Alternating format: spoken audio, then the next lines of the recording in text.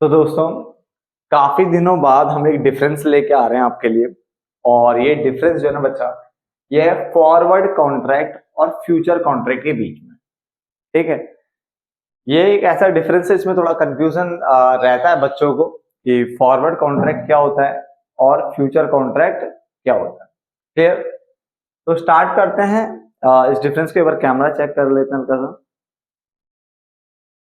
चलो। तो यहाँ पे अगर हम बात करें ना, तो हमने जो तकरीबन पॉइंट्स आपको दिए हैं वो 7 से 8 पॉइंट तो मिनिमम दिए होंगे मैंने। ठीक है ना। स्टार्ट करते हैं पहले पॉइंट से, मीनिंग से।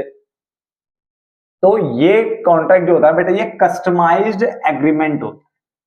कस्टमाइज्ड मतलब होता है जिसको आप अपने अकॉर्डिंग ढाल सकते हो। बात को समझना। जिसको आप अपने अकॉर्डिंग, जैसे आप टेलर के पास जाते हो और टेलर के पास जाके अपने अकॉर्डिंग थोड़ा इसको ऐसे पतला रखना है, इसको थोड़ा सा ऐसे रखना है, इसमें ऐसे डिजाइन डालना, चेंजेस करवाते हो ना, वो होता है कस्टमाइज।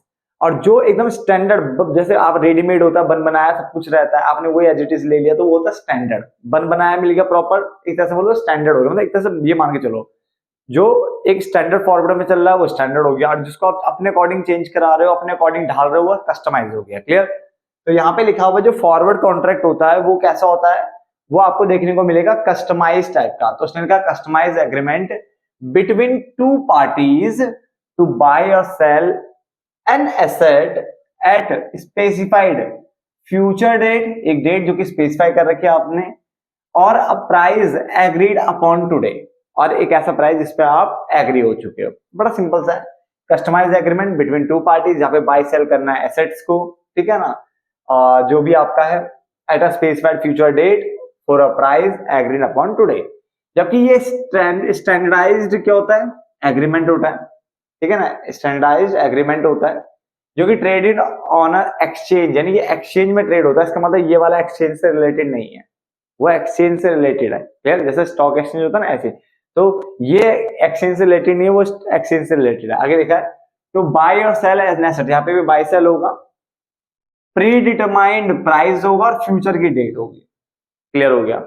अगर हम बात करें स्टैंडर्डाइजेशन कहां पे देखने को मिल रहा है, तो उसने कहा जो फॉरवर्ड कॉन्ट्रैक्ट होते हैं वो कस्टमाइज्ड होते हैं। ठीक है। इसको अपने नीड्स के अकॉर्डिंग, जो बायर सेलर की नीड्स है उसके अकॉर्डिंग आप चेंज कर सकते हो। कस्टमाइज है, ये स्टैंडर्डाइज नहीं है। जबकि फ्यूचर कॉन्ट्रैक्ट है, स्टैंडर्डाइज्ड होता है इन टर्म्स ऑफ क्वांटिटी, यानी क्वांटिटी भी यहाँ पे फिक्स होती है। अगर यहाँ पे लिखा है कि 1 kg गोल्ड में डील करना, तो 1 kg गोल्ड में ही आप डील कर पाओगे। कम कम की बात आप यहाँ पे कर ही नहीं सकते। मिनिमम 1 kg लिखा तो मिनिमम 1 kg आपको देना ही पड़ेगा। ठीक है ना। तो क्वांटिटी हो गया, क्वालिटी हो गया, या डिलीवरी टाइम हो गया, जो एक बार फिक्स हो गया आपको उसी में डील करना होता है। तो समझ के देखो पहले दो पॉइंट को। ये कस्टमाइज एग्रीमेंट है दो पार्टीज के बीच में, जहां पे आप बाई सेल कर रहे हो एसेट्स को स्पेसिफाइड फ्यूचर डेट पे for a price agreed upon today. जबकि सेम लगभग ये भी वही है, बट ये स्टैंडर्डाइज्ड एग्रीमेंट है। ट्रेडेड ऑन एन एक्सचेंज, वही बाय सेल होगा एसेट्स का, प्री डिटरमाइंड प्राइस होगा, फ्यूचर की डेट होगी। क्लियर हो गया। चलो आगे। स्टैंडर्डाइजेशन यहाँ पे कस्टमाइज कर सकते हो आप according to the needs of buyer and seller. ठीक है ना। यहाँ पे ये स्टैंडर्डाइज्ड होता है। ठीक है। यहाँ पे क्वांटिटी, क्वालिटी और डिलीवरी टाइम के बेस पे देखा जाए तो स्टैंडर्डाइज्ड है, इसमें आप चेंज नहीं करते हो। क्लियर। ये कस्टमाइज्ड है, वो स्टैंडर्डाइज्ड है। Traded, it is traded over the counter. ये जो ट्रेड जो होता है, यानी जिसमें जो डील किया जाता है, ये ओवर द काउंटर होता है बेटा। क्या था, ओवर द काउंटर होता है, जिसको हम ओटीसी भी कहते हैं। That is, it is negotiated privately between parties, यानी जो बार्गेनिंग होनी है या फिर जो डील होनी है ना, ये प्राइवेटली हो रहा है। किसके बीच में, पार्टीज के बीच में। तो it is traded over the counter, OTC. That is, it is negotiated privately between parties. Clear हो गया।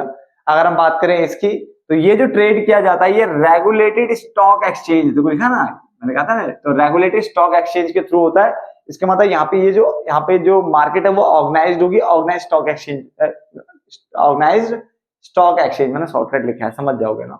तो दो पॉइंट तो मैंने रिपीट में करने वाला नहीं, वो समझ में आ गए होंगे। इस पॉइंट को देखना, ये ट्रेड हो रहा है over the counter, that is, it is negotiated privately. ये नेगोशिएट किया जाता है प्राइवेटली, डील किया जा रहा है बायर सेलर के बीच में, प्राइवेटली डील हो रहा है।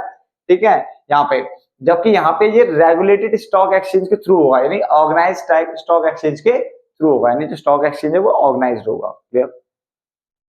लिक्विडिटी की बात करें तो ये लेस लिक्विड होता है बेटा। क्या होता है, ये तरल कम होता है, लेस लिक्विड होता है। क्योंकि इसने लिखा since they can not be easily transfer, क्योंकि आप इसको इजीली ट्रांसफर नहीं कर सकते, जिनमें आप इजीली डील नहीं कर सकते, ट्रांसफर नहीं कर सकते, इसका मतलब वहां पे लिक्विडिटी बेटा आपकी कम रहती है।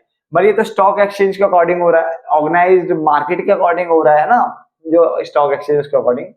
तो फ्यूचर कॉन्ट्रैक्ट जो होते हैं हाईली लिक्विड होते हैं, because they are traded on exchanges, क्योंकि ये जो ट्रेड किए जाते हैं ये एक्सचेंज के थ्रू किए जाते हैं, एक्सचेंज में किए जाते हैं, एक्सचेंजेस में, and can be easily bought, इसको आप आसानी से खरीद सकते हो, बेच भी सकते हो बिफोर मैच्योरिटी। यानी इसका मतलब यहाँ पे मैच्योरिटी पीरियड तक रुकना पड़ेगा, अगर मैच्योरिटी पीरियड 3 महीने की है तो 3 महीने तक रुकना पड़ेगा, यहाँ पे आप बिफोर मैच्योरिटी इसको सेल कर सकते हो, तो लिक्विडिटी ज्यादा है, यहाँ पे लिक्विडिटी क्या है, कम है। क्लियर है ना, समझ में आ रहा होगा। कोशिश तो देखो बेटा ये की जाती है कि जितना आसान बनाया जा सके आपके लिए डिफरेंस, उतना आसान कर सके हम इसे, ठीक है ना। आगे देखो ये लिखा हुआ है मार्जिन रिक्वायरमेंट की अगर हम बात करें तो उसने लिखा मार्जिन की अगर हम बात करें तो no margin is typically required, यहाँ पे मार्जिन की जरूरत नहीं है, as the performance relies on the creditworthiness of the counterparty. यहाँ पे मार्जिन की बात नहीं होगी, क्योंकि जो परफॉर्मेंस होगी वो रिलाई करेगी, वो डिपेंड करेगी क्रेडिट वर्दीनेस, यानी क्षमता के ऊपर बोल लो एक तरीके से, ठीक है। जैसे हम कहते हैं ना कि अगर आपकी क्रेडिट वर्दीनेस ज्यादा है तो आपको लोन अच्छा खासा मिल सकता है, आपके साथ डील अच्छे से होगा, है ना।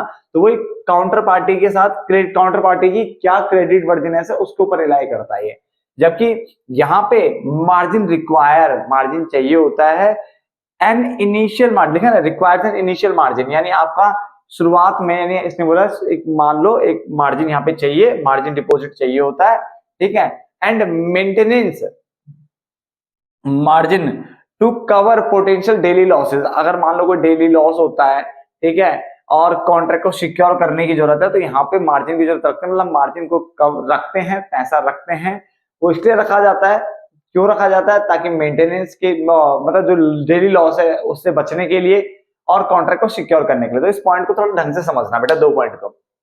लिक्विडिटी, ये लेस लिक्विड है क्योंकि आप इसको इजीली ट्रांसफर नहीं कर सकते, ये हाई लिक्विड है क्योंकि ये ट्रेड होता है एक्सचेंजेस में और उसको आप इजीली बोट एंड सोल्ड कर सकते हो, बिफोर मैच्योरिटी भी कर सकते हो, जबकि इसमें मैच्योरिटी तक रुकना पड़ता है। क्लियर हो गया।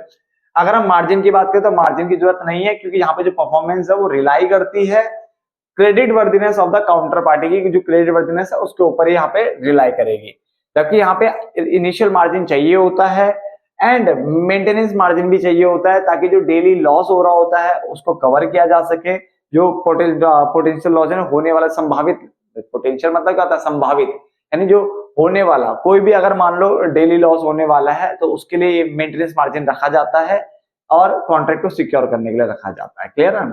आगे रेगुलेशन की अगर हम बात करें तो ये not regulated by any exchange, ये किसी एक्सचेंज के थ्रू नहीं होता, ये प्राइवेटली होता है ना, क्योंकि तो एक्सचेंज के थ्रू होता नहीं होगा, जबकि ये रेगुलेट होगा by recognized exchange and authority, ये किसी रिकॉग्नाइज्ड एक्सचेंज यानी ऑर्गेनाइज्ड स्टॉक एक्सचेंज के थ्रू होगा। क्लियर हो गया। उसके बाद अगर हम बात करें मैच्योरिटी की तो as per the terms of the contract, यानी कॉन्ट्रैक्ट की क्या टर्म्स है, उसकी क्या वहां पे आपने क्या कंडीशंस रखी है, उसके अकॉर्डिंग यहाँ पे देखा जाता है, इसकी मैच्योरिटी देखी जाती है, जबकि ये तो प्री डिटरमाइंड डेट होती है बेटा, जो आपने डेट डिसाइड होती है उस पर किया जाता है। इवन मैंने कहा ना सिक्योरिटी को कभी मैच्योरिटी से पहले सोल्ड और बाय भी कर दिया जाता है, तो ये प्री डिटरमाइंड डेट लिखा हुआ है, यहाँ पे लिखा हुआ है टर्म्स ऑफ द कॉन्ट्रैक्ट।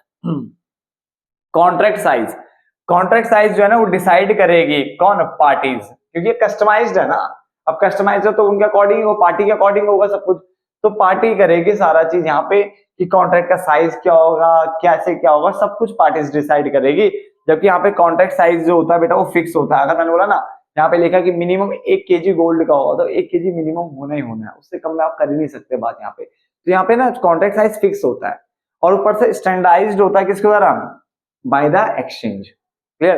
तो ये फिक्स होता है और एक स्टैंडर्ड फॉर्म में होता है, एक्सचेंज के द्वारा चलाया जाता है बेटा ये, ठीक है। तो ये यहाँ पे हमने बोला ये पार्टी डिसाइड कर लेगी, बट यहाँ पे तो फिक्स है सब कुछ और स्टैंडर्डाइज्ड बाय द एक्सचेंज, ठीक है ना। इसको कोई स्टैंडर्डाइज्ड भी पढ़ता है उसको बेटा देख लेना, वो तो प्रोनाउंसिएशन के ऊपर बात है, मैं स्टैंडर्डाइज्ड पढ़ता हूँ, मैं उसके अकॉर्डिंग चल रहा हूँ। क्लियर ना। ये डिफरेंस मैंने आपके लिए खत्म किया, होप सो आपको समझ में आ भी गया होगा। मिलेंगे एक नए डिफरेंस में, तब तक के लिए धन्यवाद।